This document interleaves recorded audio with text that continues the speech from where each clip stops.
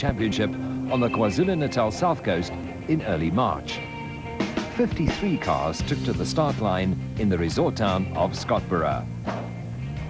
Sorrel, the faces are pretty much the same as last year, but there's a lot of new machinery out in the field. What are your expectations? Yeah, a bit of deja vu, really. Same guys, but like you said, new cars. I think Toyota looks very strong. Serge's got a new car, Etienne's got his old car, so serious backup there. And they were very dominant last year. Now, Volkswagen has also got new cars, but apparently they haven't done a lot of testing, so maybe there's going to be another sorting out session. And then, of course, Scott's got a new car. Fernando's car's been upgraded. And, of course, Gemmel's always there. And he had a bit of a bad run last year, but I think it's sort of the makeup of a very good rally season. And it should be very tight. Scott's car, for instance, quite a lot lighter than this one he had last year, and he was running up there with the guys quite a few times. Fernando's had his suspension done, so he's going to be quicker. And Gemmel is always there. So I think it's got the makings of a fantastic season. In Volkswagen itself, they had a very bad year last year. Enzo was maybe the dominant partner in the team last year, but a self-confessed star like Danny, I don't think he's going to take that lightly. Last year, but a lot of retirement, so we're hoping to get the reliability this year. Running the same car, so no surprises. And but I think with more competition, we got Etienne in there, a few more extra four-wheel drives, so it'll be interesting. And have you done any testing? About an hour of it. Well, then there's bad news because Dubs has done a lot of it. Yes, but you know, like I say, there's nothing new on the car. This is a car that's been running for about 6 years now, so I think it's pretty sorted, and all I needed to imprint on it was my specific setup. I'm happy that I've done that, so looking forward to the event. Serge, you've come off a fantastic year. Car went well, you drove exceptionally well. What's the season look like? Well, you know, we're hoping to have the same type of season we had last year. I mean, last year we had a slow start, but eventually everything came to place and worked for us. So I'm sure some of those N4s will give us maybe some surprise this year. We saw last year on the first event reliability was a problem because the guys hadn't tested much. Looks pretty much the same this year. A lot of cars being put together at the last minute. I think this is the rally where they build the cars for the whole year. It's over the past few seasons that's been the case, and I know Toyota's done a lot of testing, so maybe they're out of the equation this year, but I hope it's not the case, but it probably would be. Guy Hodgson were the first on the road in their new Class A8 BP Volkswagen Golf. Watch for the changing road conditions, the punishment the crew were taking, and how hard Kuhn was having to work right from the beginning. During the off-season, previous Volkswagen sponsor Sasol made way for rival fuel sponsor BP, who returns to motorsport for the first time since its days as title sponsor of the BMW touring car team a few years back. The new season saw Kuhn and Hodgson starting their second campaign together in the Volkswagen team after previously pairing up at Daewoo. For Kuhn, it is his third season with the Uitenhage-based manufacturer. After Kuhn had finished a close second in the 2002 championship, he was hoping to go one better last season, but poor reliability scuppered his hopes of a good finish. With a brand new car under him, he was hoping for increased reliability this year in an effort to mount a serious title challenge.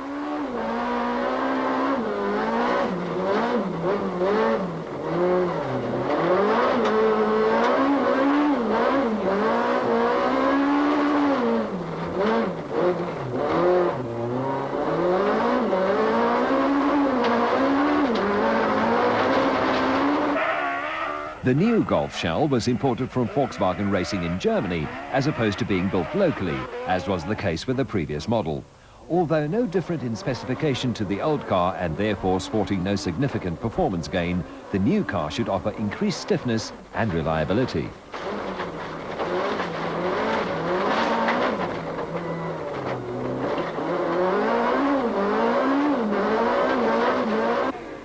Former champions Jan Habig and Douglas Judd were out in the second brand new Class A8 BP Volkswagen Golf. They also had a torrid season last year with woeful reliability eliminating them from the championship race. They were hoping for better luck in their seventh season with the Volkswagen team. Serge Damso and Robert Paisley emerged as champions last year in their first full season as a pairing in the Class A8 Castrol Toyota Run X.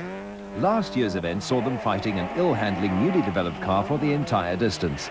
They learnt their lesson and conducted significant testing with this year's new car before the event. Thus they knew they had a good steed under them this time around. Johnny Gemmell and Greg Godrich suffered the worst luck of all in their Class N4 L&J plant hire Subaru Impreza last season, failing to score a point after leading every event entered. Gemmell was hopeful that his crew had ironed out all the bugs from last year and that they would once again be in a position to win rallies throughout the year.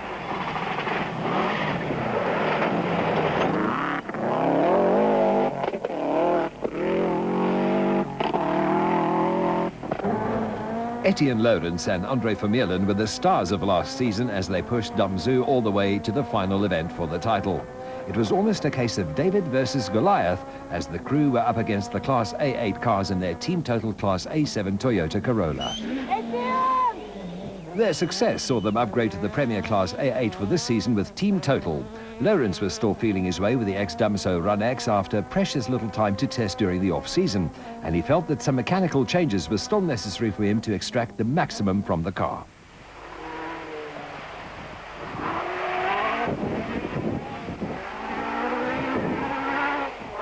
It was not a good start for Lawrence as a puncture saw him lose 40 seconds to stage runner Damso, who blitzed the field to take an early 14-second lead.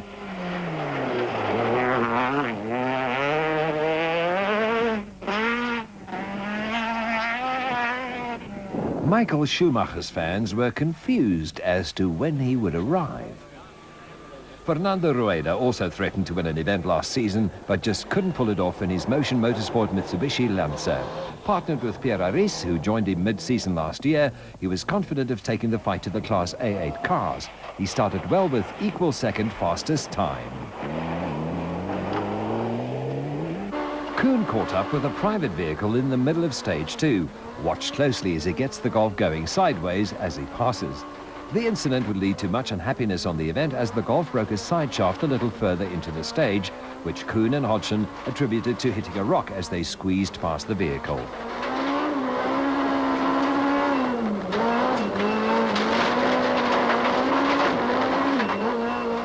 Having lost a significant amount of time, the pair appealed to the officials for relief.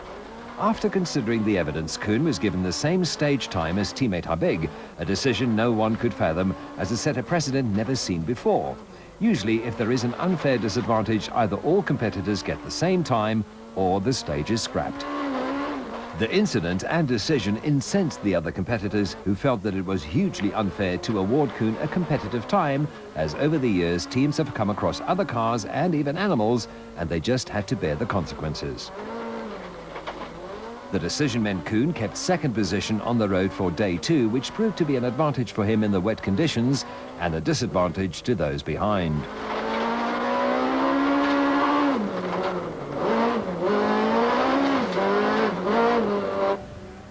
The drive shaft failure cost Kuhn 2 minutes in the stage and allowed teammate Habig to close right up to the ailing Golf. Habig had also come across the private car, losing time in the process, and now lost more time in Kuhn's dust.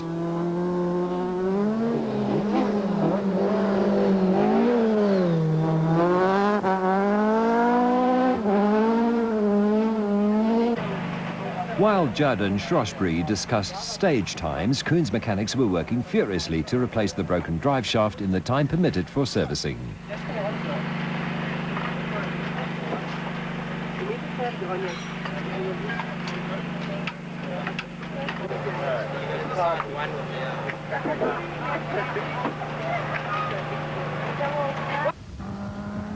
Visser du Plessis in a new Metmeister Outsurance Impreza was cruising after navigator Johan Smallberger fell ill at the start of the stage and was in a comatose state. It was the end of their rally.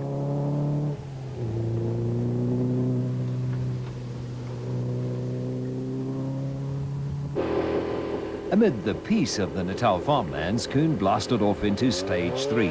The Golf had been repaired in time and was back up to full speed. Although it was a brand new body shell, it didn't require much development work, as the Volkswagen team utilized the same suspension setup as previously. It was good enough to see the crew post the third fastest stage time, some 4 seconds behind the winner. They were now 5th overall. Last year's event winners Habig and Judd had started the event with equal second fastest time, and on this stage would go third quickest. Last year they won 9 stages, but matching the feat already appeared to be a tall order. Despite arriving at the event with a brand new car that featured significant changes over last season's championship-winning machine, Damsu was ultra-confident as the team had completed over 200 kilometers of testing prior to the event. The substantial testing had allowed the team time to iron out all the handling vices and tailor the package to suit the 9-time champion's driving style. We had predicted last year that the championship-winning performance of the Runex in its debut season was ominous, as there was still much more to come from the package. At this early stage, it already appeared as if the Toyota held a significant advantage over its rivals.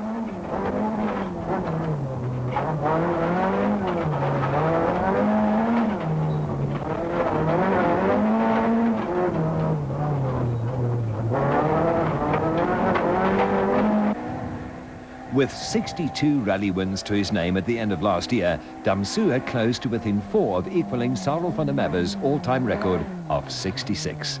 The Somerset West-based businessman won 4 of the 8 rallies in 2003, and a similar feat would leave him level pegging with the 11-time champion.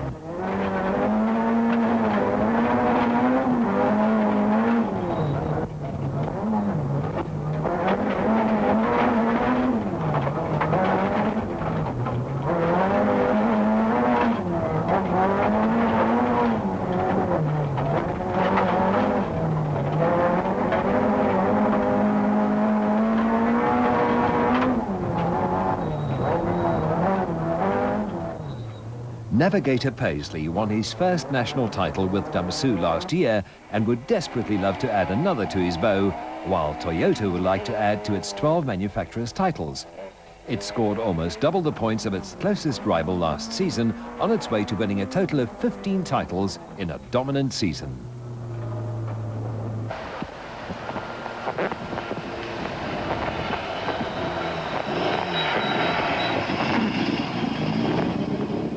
This stage was to be another impressive one for the Toyota, with Damsu taking his 3rd stage win on the trot to open up a 27-second advantage over Gemmell and Godrich.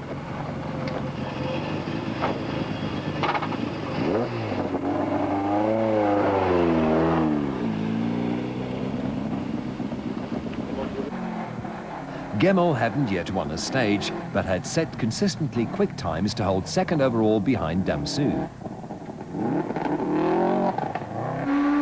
Lawrence and Vermeulen were struggling in their new mount.